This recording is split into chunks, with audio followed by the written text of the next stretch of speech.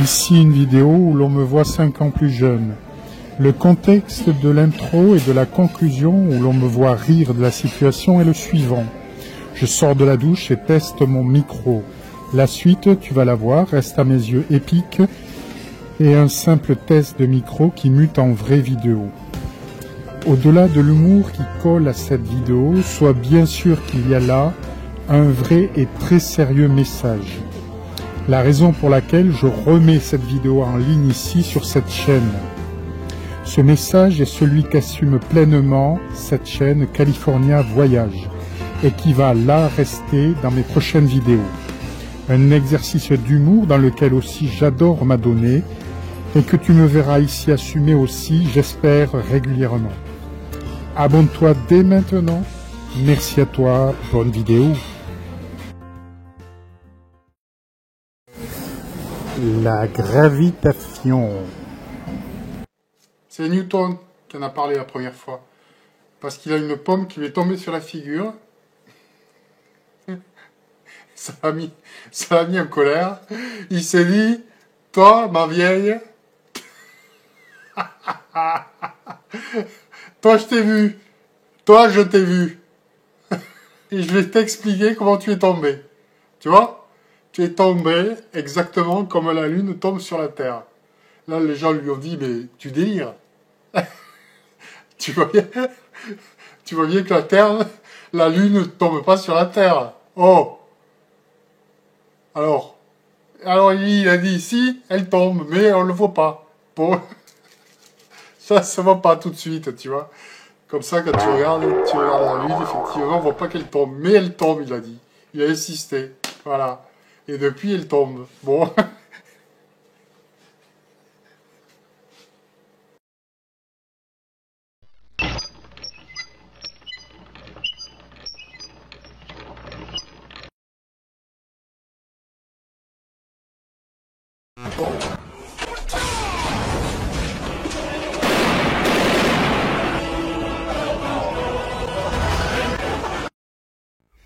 Ceci afin que l'on me comprenne bien.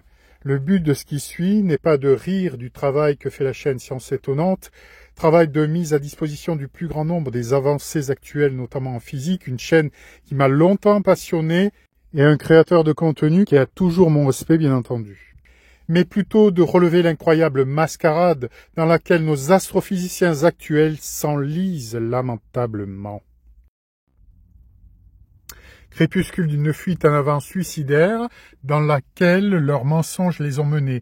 C'est ce que je veux vous montrer ici dans cette vidéo.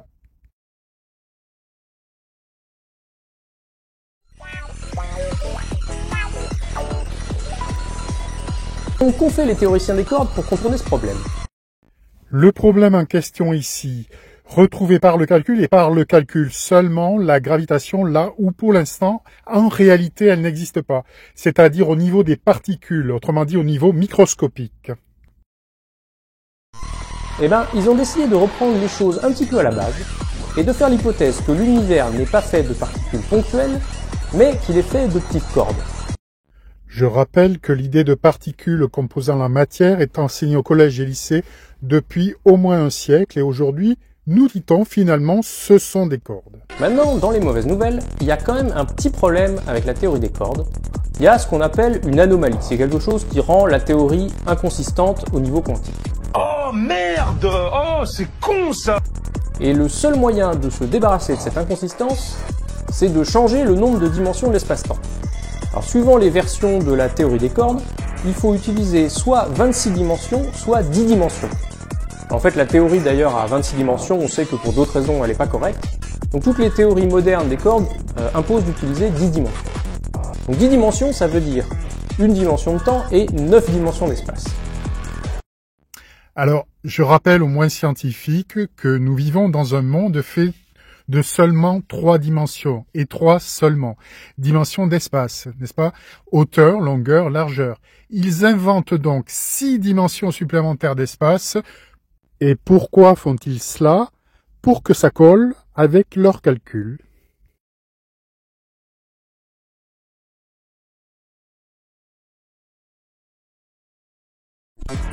Alors, l'astuce qu'ont trouvé les théoriciens des cordes, c'est de dire Les 6 dimensions supplémentaires, en fait, on les voit pas parce qu'elles sont très petites et qu'elles sont repliées sur elles-mêmes. Oui, bien sûr, on ne les voit toujours pas, mais soyons satisfaits, au moins on nous dit pourquoi maintenant. À partir de là, je vous préviens, ça devient de plus en plus délirant, et jusqu'à la fin maintenant. Le problème, c'est que, de même que tout à l'heure, je pouvais m'amuser à choisir une sphère ou un tore comme espace à 2 dimensions finies, et bien là, j'ai le choix entre plein d'espaces de Calabi-Yau à 6 dimensions.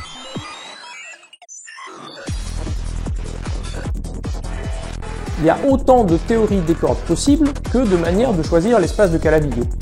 Le problème, c'est que entre le choix de l'espace de Calabi-Yau et puis les autres choix qu'il faut faire quand on fabrique une théorie des cordes, c'est ce qu'on appelle le problème du choix du vide, on se rend compte qu'on peut fabriquer peut-être jusqu'à 10 puissance 100 théories des cordes différentes.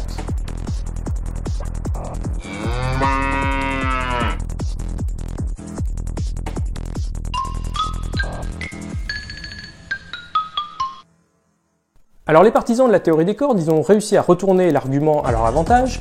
Oui, il fallait s'en douter, ils ne font que ça, c'est même leur spécialité. La spécialité de ces chercheurs en mathématiques aujourd'hui, c'est quoi? C'est retourner les arguments à leur avantage. Et puis alors, vous n'allez pas être déçus, ça se termine en apothéose. Avec l'idée du multivers. Le multivers, ça consiste à supposer qu'en fait, il existerait une multitude d'univers comme le nôtre, qui seraient déconnectés les uns des autres, et qui seraient potentiellement régis par des lois physiques différentes.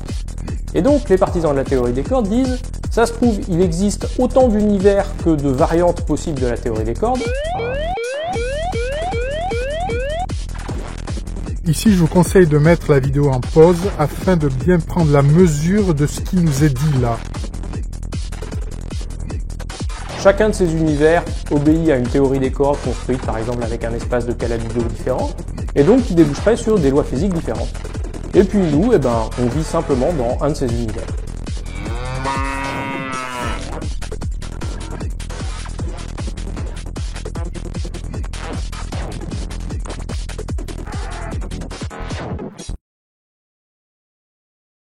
Alors là-dessus, qu'est-ce qui se passe? Personne ne le croit.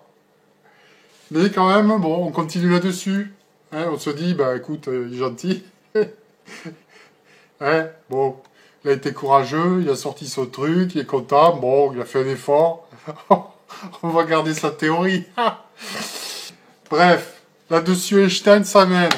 Lui, c'est pareil, on ne sait pas d'où il sort, on ne sait pas comment il a fait. Il a pompé sur Poincaré, il paraît. Il arrive, il dit, ça y est, j'ai compris. Qu'est-ce que c'est que la gravitation? Je vais vous expliquer ce que c'est.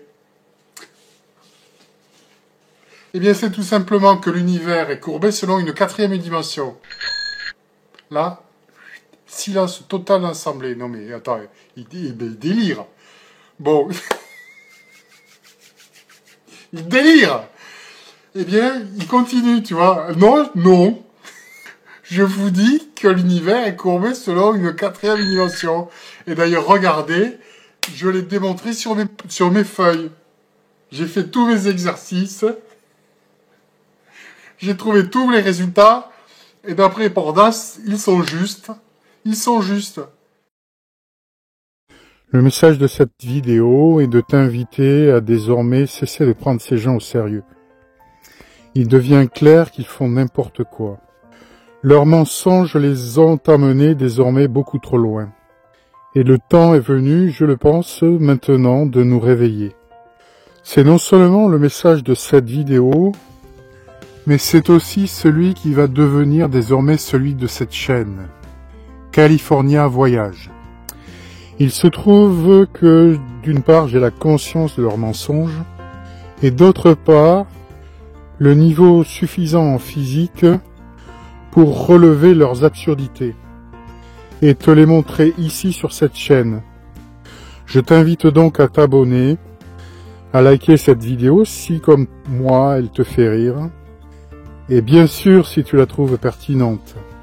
Le but, bien sûr, n'est pas de te convaincre là tout de suite, mais tout du moins t'amener à lever l'oreille et t'inviter à te poser les bonnes questions au sujet de ce que l'on nous raconte. Ces gens ont en effet une intelligence qui n'est pas discutable, mais qui serait, à mon avis, bien mieux employée à servir la vérité. Ou en tout cas, quelque chose qui y ressemble. Voilà, j'en ai terminé pour cette vidéo, et je te dis à très bientôt. Bye bye. In case I don't see ya, good afternoon, good evening, and good night.